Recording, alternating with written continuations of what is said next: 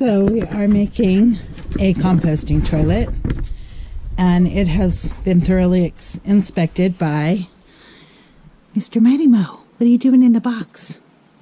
It doesn't even have to be a cardboard box, huh? So the way that we designed this is it's going to be a 2-bucket system, but not the kind of 2-bucket system that everybody else does where you pee in one and poo in the other. We are going to do poo, or toilet, sorry, and then we're going to have another bucket over here that will have the shavings that'll go in this bucket over here, and there will be a hole in this side of the top. There will be a toilet seat on this side and a hole in this side with a lid, so you could just open the lid, throw your litter on, and then close the seat cover. And I will update you in a few minutes.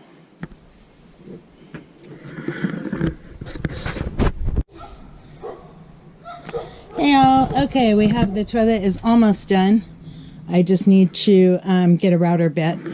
But what we have is on this side, bucket number 1, there will be a small hole here with a lid, and that will go to bucket number 2, which will hold the litter.